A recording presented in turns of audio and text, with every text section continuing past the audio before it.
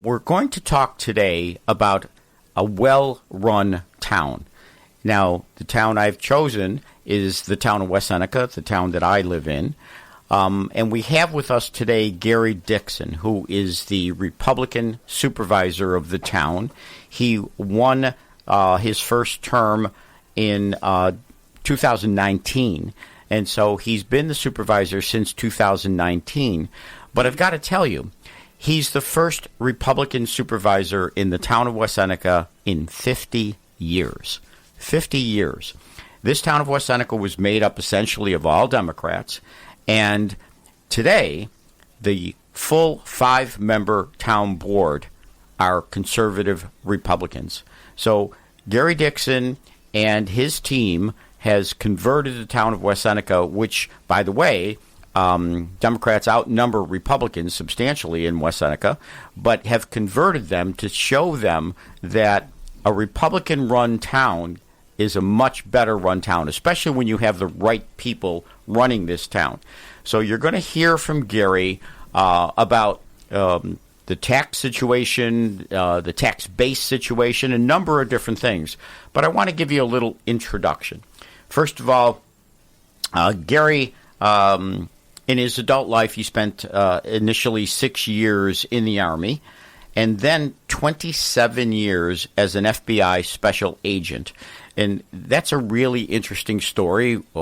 During those 27 years and his term in Russia as an FBI special agent, he retired in 2015. He worked in the private sector then and married someone from West Seneca and went to town board meetings, realized how bad off the town board was, and decided to make his first political run as the supervisor in the town of West Seneca. He was successful in that run, and he's just done a tremendous job since then.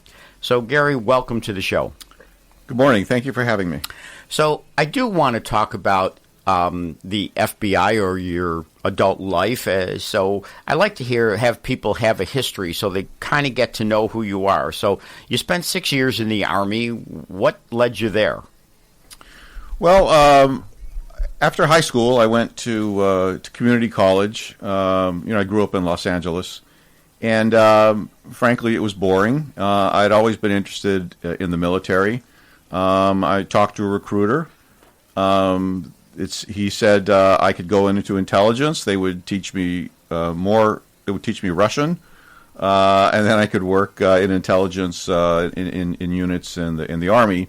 So that's what I did. After basic training, I spent a whole year in language school in Monterey, California, a beautiful place. Then I had my training for my occupational specialty, and then ended up in West Berlin. And basically what I did was listen to Russian military communications in West Berlin. After a couple years there, I had reached the end of my term, so I re-enlisted, went back to the Defense Language Institute for some more Russian, then went to a tactical unit in the 1st Infantry Division in Fort Riley, Kansas. There I got married for my first marriage, and so got out in 1985, finished college, and applied to and was accepted into the FBI. And so the FBI, that's an interesting story. So tell us your trip 27 years through the FBI. So after training at Quantico, we were assigned to the field office in Newark, New Jersey. And I spent 11 years there. I had all 3 of our kids there. And I worked a wide variety of things, first from Italian organized crime, counterintelligence, gangs, kidnappings, extortions, non-traditional organized crime, which is basically things like, from African or from Russia. And then I did a temporary tour into the FBI's liaison office in Moscow, for a few weeks, and I liked that. I came back, talked to my wife, said, "Hey, honey, what do you think? There's an opening at that office in the American Embassy in Moscow. Do you want to go for it?" And she was all for it. So we went. We were there for 5 years, from '98 to 2003. Then we came back and I was at headquarters in counterterrorism for 2 years. Then we went back overseas to Romania, which was an interesting place, much more cooperative than the Russians, as you can imagine. Cyber crime was a big part of that work. Then came back and was at headquarters from 2010 to 2015 to work basically at the International Operations Department, where I was responsible. I headed the unit that was responsible for our liaison offices in Eastern Europe and Central Asia. So that was a great run. But, there is, in the federal government, special agents, you have to retire at 57. So I was 55 at the time. And so I was looking for work and found something at J.P. Morgan Chase, then later at M&T. And then I made the fateful decision to start going to a West Seneca Town Board meeting. And as you said, was appalled at the way the town was run. This was during the time that they proposed a 12% tax increase, later cut to 8%. I did talk. I came to know a lot of people who had been involved in good government in West Seneca for a very long time, including Jeff Pekarik, who ran with me in 2019. So I looked around to the people there that had been there a long time and said, okay, who's going to run against the people that have been have caused a number of difficult things in town, tax increase, uproar over the new library, etc. And increasing her salary at the same time. The supervisor Yes. increased her salary and increased taxes. We got a $13 million library or whatever it cost. Yeah, and they had a credit downgrade because of the way the management of the town. When I came in office, reserves were way too low. So anyways, I ran in 2019 and just went door to door and talked to people about, the fact is, Republican or Democrat or whatever you are, you want the best services at the lowest possible cost, and you want people who are approachable and who you can at least express your opinions to, and that's what we offered them, and I believe that's what we have been offering for the last 6 years. And then, so you were successful. Jeff was successful. Brian Adams, the highway superintendent, was successful. Again, a great highway superintendent. And then you built from there, and you just kept on going. And now the entire 5-member town board is conservative Republicans. Correct. So in 2019, 2 of us won. So it was me and Councilman Pekarik. So there were 3 Democrats still on the board. In 2021, 2 more of our candidates won. So then it was 4-1.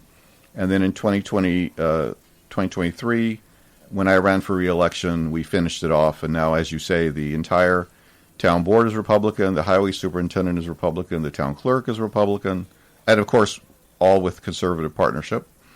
Yep. And and one of the judges is a conservative. I like to brag that the Conservative Party makes the difference in these races that Republicans win, but I'm well aware that you were able to win even without our line. You had our line, and I'm very proud that you did have our line, but you were successful enough to win Republican to Democrat. That is really an amazing feat here in Erie County, especially in a town that is outnumbered by Democrats. You did a great job. Well, thank you very much. And it's really a lesson to everybody in government who, if you treat the taxpayers bad enough, they will kick you out and they will replace you, and really party doesn't really matter. As I said, everybody wants a well-run town at the lowest possible cost, and I think we've delivered that in spades. So now let's talk about what it takes for good town government. Obviously, your years in the FBI, your ability to lead, to take charge, those are all things you had in your background. So you become the supervisor of the town, but this is a town that had high tax rates. It's a first-rung town, and it's basically World War II housing. So we have our housing is less in value at the time especially at the time you won, which means our tax base was lower, which means our tax rate was higher. Now, what have you done to try to change some of that? So, of course, when we ran in 2019, the promise was to control taxes, and we did that. I did that by basically a combination of three things. First of all, we right-sized the size of town government. So basically, I took office in January 1st, 2020. COVID started in March. And during COVID, when we had retirements, we did not replace them. And then even after COVID, we did not replace them. So that ended up in a roughly 6 or 7 fewer employees. The second was economic development. We have averaged roughly 1% increase in total assessed value every year since we've been here. While 1% may not sound like a lot of money, it is a significant amount of money because no matter what we do, there is inflation. And so the costs of things are going up. Our employees deserve annual cost of living raises, and they get them. So it's important that we add assessed value, that we add properties, that we add businesses, so that they start paying taxes so that the tax rate on individual taxpayers stays the same. And then the third kind of leg of this was to hold the line on spending, whether it's through redoing contracts. We did an IT contract we redid that reduced our costs, insurance costs, and other things like that. And then it certainly helped that we had an excellent, probably the best highway superintendent in Erie County, if not Western New York, if not the state. Brian Adams is able to do remarkable things with his employees, and I think that they recognize that they are in a top-notch organization, and they work hard for Brian. So those things have combined. No one thing, but a combination of those three things: right-sizing, economic development, and holding the line on spending, is what has enabled us to not increase town taxes for 5 years. So and we can go into that. What I hear you say, and I'm impressed by, is you did it by attrition. So it's by retirement as opposed to hurting someone that has a job and having to terminate someone that has a job. So you did it by attrition. That, to me, is a very positive thing because we have to take into account everybody that needs the work. Secondly, that you were able to lower expenses where expenses could and should be lowered. Brian Adams is really a terrific highway superintendent, and I know that's typically a huge expense in any town, if not the highest, because police typically are at this point. It's typically second highest anyways. And so you're able to manage that with a very good manager, but it's all team effort. It takes team effort to make these things work. And that's clearly what you were able to do in the town of West Seneca and to expand upon that. So I want to get back. We're going to take a short break, but I want to get back and talk about the specifics of how you increase tax base, what you do to make that happen, because that's what needs to happen in every single town. As I said, we're here with Gary Dixon, the Republican supervisor in the town of West Seneca, who's done an excellent job since his election as supervisor. So, Gary, we're talking about how you do run a town successfully, how you keep taxes at a reasonable level and yet provide services. So, tell us more about how you've been able to do that. I think a lot of it is setting the tone in town hall. Every department head, I tell, when they have a question, how should I treat this? How should I, do that? It's what does the code say? And whatever the code says, that's what you follow, the town code. We don't treat anybody different. We don't even know we don't care what politics people have. Someone comes to us with a problem, and we treat them with respect. We treat them equally with everyone else, and we give them the best service that we can. Understanding, of course, that there are always two sides to an issue, and sometimes the solution by code may not be what somebody wants. And we have those conversations with people, but certainly if we can help people, we do, and we actually have an excellent people in town hall, be it the clerk's office, be it our assessor, code enforcement, and engineering. Our people truly do care about the residents and want to do best by them. So let's now get to the nitty-gritty, the specifics about what needs to be done. So first of all, the Seneca Mall situation. My office sits opposite the Seneca Mall. I've looked at that vacant site for now 32 years. That used to be a very active, important mall for the town of West Seneca that brought a huge tax base to the town of West Seneca, and yet for over 30 years we haven't had that. But now there are things moving, and I believe, in my personal belief system, because I know what's going on, I've been part of it, that your continued look at this thing, your continued efforts to try to make it happen is what has now formulated something that looks like it will go forward. So give us a little bit, as much as you can, about that. So every other week we have an economic development meeting in town. It's me, it's the deputy supervisor, it's the Chamber of Commerce, our assessor, and code enforcement buildings. And we discuss properties that are available and who's looking and how can we put them together, how can we help people who are looking for land. We've been I've been talking with the former owner of the old Seneca Mall site since the day I took office. We tried working with him. Certainly COVID slowed things down. We tried working with him, but after a while it was pretty clear that there was probably no real sincere intention to develop the site. So in conjunction with the Chamber of Commerce, we so to speak, put pressure on him to sell the property.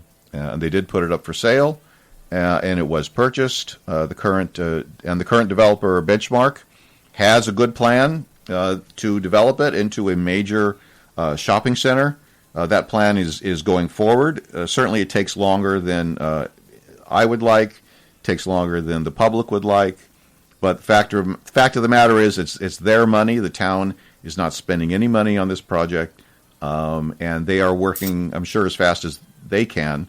In fact, I have a meeting with them on the 4th to go over their plans again. We have been getting inquiries from potential tenants on that site, even asking things like what are the sign requirements and things like that. So there is definitely progress, and we'll just have to see. At the end of the day, it's their money, it's their project. We are good partners with them.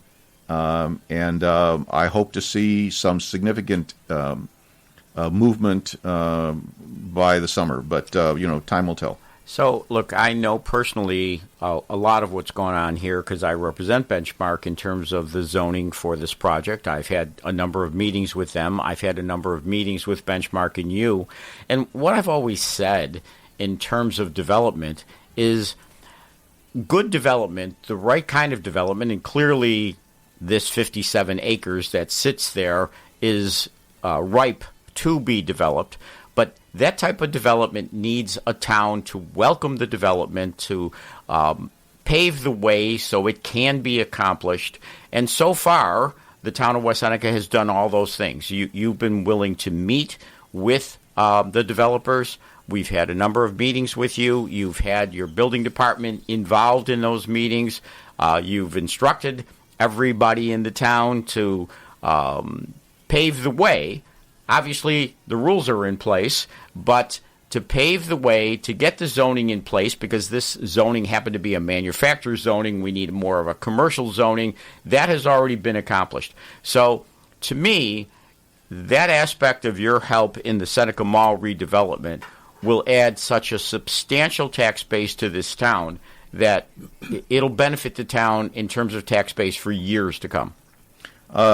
Yes, not only the town, but the school district in particular. Sure. Their taxes are double what ours are, so they're going to benefit that much more. It's going to put West Seneca on the map even more than it is now. And I think once the developer feels free to announce specifics of the plan, which again it's his money, they get to decide the announcement date. I'm sure everybody in town will be more than happy. So this is, people have to realize West Seneca actually is the center of the county. And not only is it the center of the county, but we have a great deal of infrastructure, a great deal of throughway exits into the town of West Seneca. So there's easy access to the town of West Seneca. Especially this 57-acre site has a lot of ingress and egress, easy access. So it's always been ripe for that type of development. Unfortunately, the prior owner, in my opinion, didn't have the wherewithal to bring it into existence. Certainly Benchmark does. And that is what we are going to see. We're going to see it hopefully within your tenure of this town. And that'll be a substantial increase. Now, what about, there's other sites in the town of West Seneca. The state school. Where are we? The state school has been another problem for decades and decades. So, the state school, as the name implies, is owned by the state. So we can't force them to do anything. They did hire a architectural firm to do a study of the site last summer, and they did come out with a proposal. But at the end of the day, it all depends on making the site buildable. And you have all of those old residential buildings that are full of asbestos and are full of crumbling infrastructure. And so the state has to find the many millions of dollars that it will take to demolish those and to make it attractive to a developer. And of course, there are many views on what it should be. Some people would like a state park. The state's plan that they paid for involves mixed use with houses and some recreational space, etc. Of course, that also depends on the infrastructure, so the water, the sewer, electricity, etc. So it's so big that it has a lot of will put a lot of demands on the infrastructure. So we'll just have to see. I mean, the plan is online, so people can look at it. What really needs to happen is the state needs to tear down the buildings. That's correct. And Senator Gallivan, our representative in the state Senate, had asked the governor to put the cost of demolition in her budget bill. I don't believe she did, but regardless, there is concerted pressure. They are well aware of the need to do something with the site and just not let it rot. Gary, how big is the whole site in acres? I think, depending how you measure it, it's a couple hundred, 200 to 300 acres. It's huge. It's over a couple hundred acres. That's huge. And it sits in the center of the county. The state school, was certainly a needed institution at the time it was developed. But as Gary said, these buildings are old. They're filled with asbestos. So no one's going to buy the buildings as they stand because it has zero value when you figure out the cost of demolition. It has a negative value, actually. But if the state were to take down the buildings and do the remediation themselves, which it's their buildings, if the state were to do that, we'd have a couple of hundred acres in the center of the county, and the mixed-use development, again, to my way of thinking, would be an excellent source for the town of West Seneca to promote the town of West Seneca as the center of the county with the infrastructure that we have. The tax base from, hopefully, the Seneca Mall added to the town of West Seneca, and then this helps us to improve the infrastructure, which is the next thing I want to talk about. But let's finish this. Well, Go ahead, let me Russ. ask you this, though. Does that mean the state also owns the land as well as the building? Yes. Yes. So that would mean that would the state have to sell the land to the town in order for the town to develop it? Well, I assume. Well, they could do that, but I mean, eventually, the part of it that would be used for a developer of apartments or houses or whatever would have to own it. So somebody would have to sell it to the developer. Yeah, the state. What needs to be done is the state needs to demolish the buildings. Then the state can sell the land. It would be great if the state gave the land to the town of West Seneca, and there's certainly nothing unusual about that, to release the land to the town of West Seneca. And then the land be sold. It would be sold with an RFP some developer who could come in and do a mixed-use type of development. So those acreage would add substantially to the growth of West Seneca, would add substantially to the tax base in West Seneca, would keep our taxes lower in West Seneca. All positive things. But we do have an infrastructure issue here in West Seneca, right? Yes. As every town does almost in Erie County. Every town does. The city of Buffalo does. The infrastructure, particularly the sewers, but can't ignore the water or the electricity. But West Seneca does own that part of town. We own the sewers in that part of town, so we have to be careful about what we do. That would certainly limit the probably the building on the site as far as for residential, without some significant upgrades. So it is something that we always keep track of with every development that potentially adds sewage. They have to do a study whether there's capacity or not. And so, yes, those are all things. And not only that, but the traffic. East and West Road is one way each way. It connects to Lydecker, which connects to Southwestern, which does not have a light. Or it goes the other way into eventually to Union Road. So all of those things are also something that has to be taken into account. Now, I've always been a believer that development comes before infrastructure. So development drives infrastructure. So I've represented a lot of developers in my 51 years now of practicing law. And what I've seen is when a developer comes in, and I've represented decades ago, I represented the Petrowskis in terms of doing subdivisions. And what we did in areas that didn't have the proper sewers is the developer actually, put those sewers in. It was part of the approval process. So if it's done right, and first of all, it will all be involved in the cost of the land. So if the town did own the land and a developer came in at the right price, the developer would increase or improve the situation, the sewer situation, as part of the development. And there are ways to do this. You can gear the assessed valuation so that the developer can put the upfront money in to improve the situation. The town gets a substantial tax base because it's versus vacant land, and in this case versus state-owned vacant land. So there's a lot that can be accomplished. We're here with Gary Dixon, the conservative Republican supervisor in the town of West Seneca. We're talking about how you run a town so that it's run efficiently, so that services are provided to the residents, and so that taxes are reasonable or kept at a reasonable level. Now, you would think taxes have to increase at least the cost of inflation each year, but Gary, you were able to have zero increase.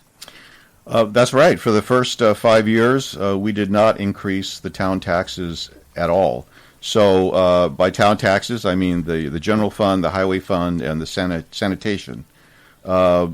So somebody in 2025, a town resident, was paying the same amount of money for those services in 2025 that they paid in 2020.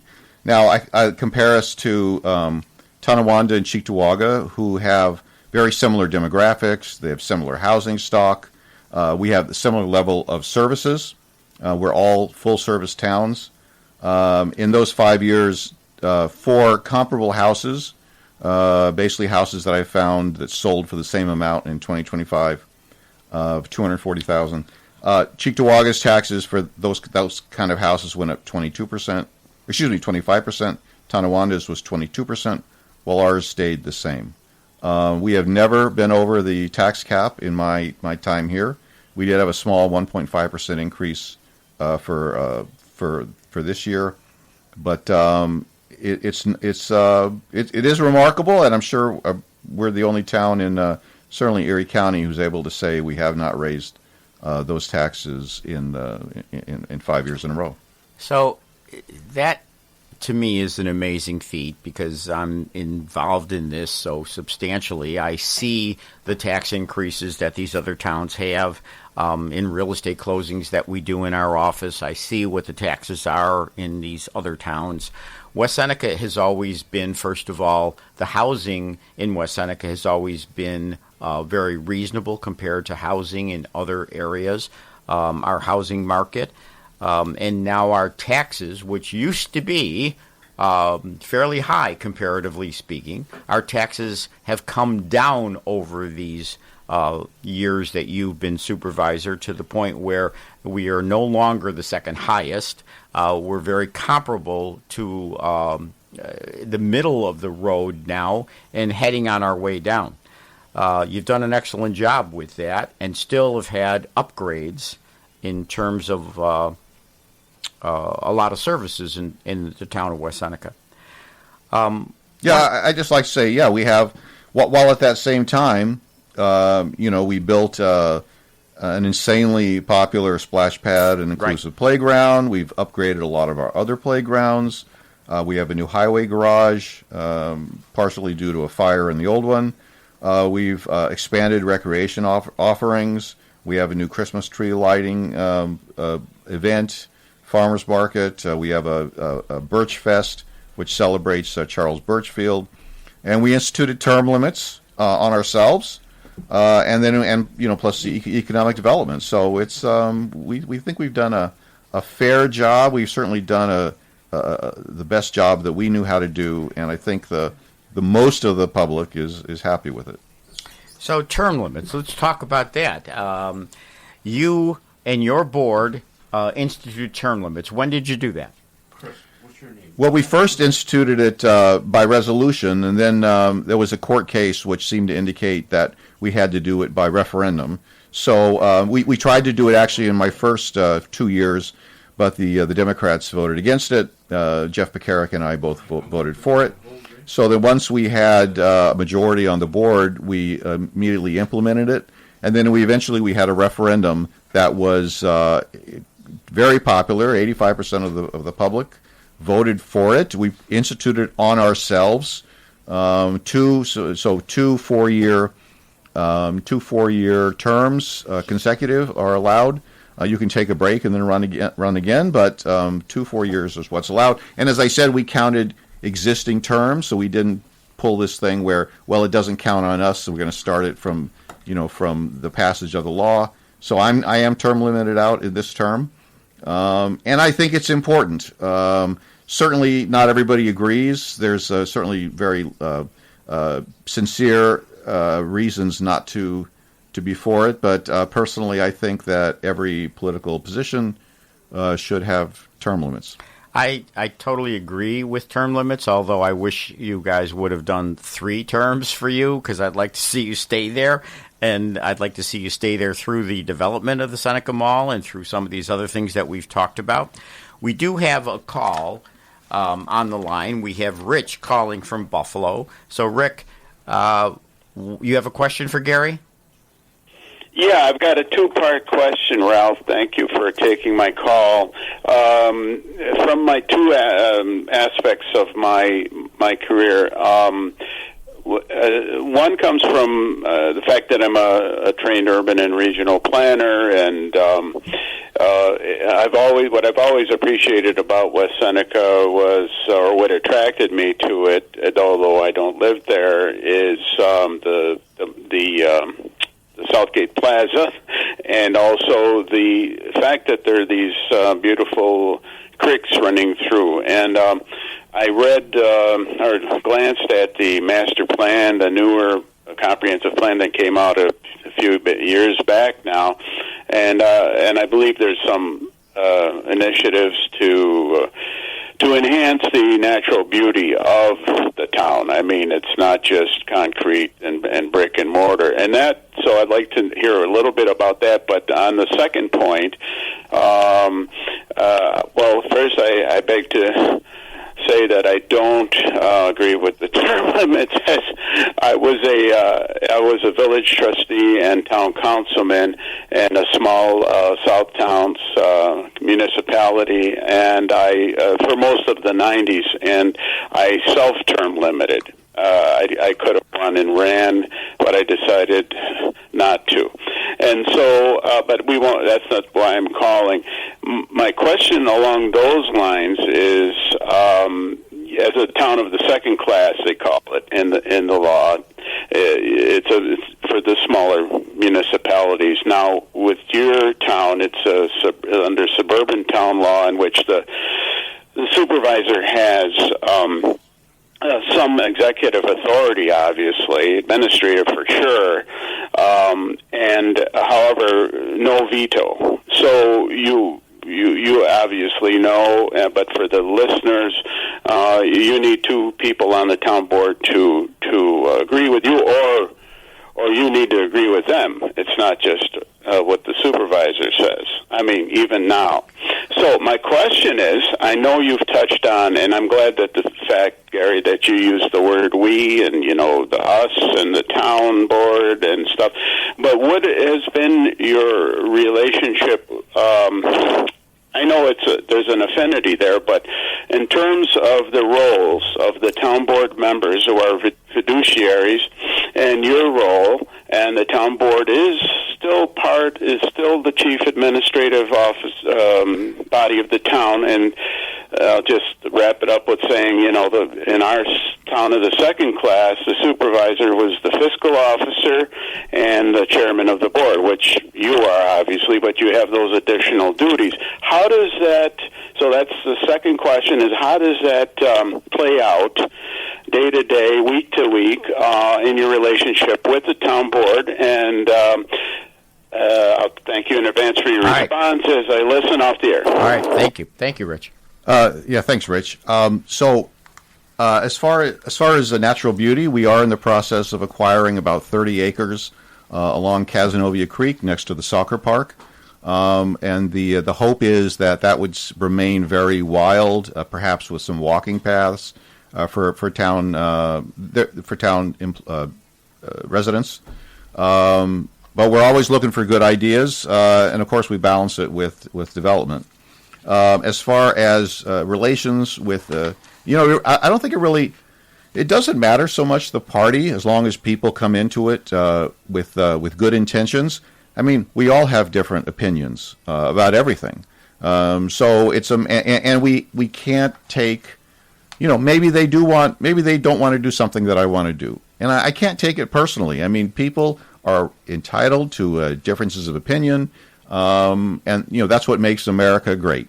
So in general, we get along well. Frankly, we got along very well when the Democrats had a majority on the board too. There were only a couple of little kerfuffles, but in general, they went along with all of my budgets. So because who'd be against no tax increase, right? So I think it's just because people are at the same party does not at all mean that they have to have the same opinion.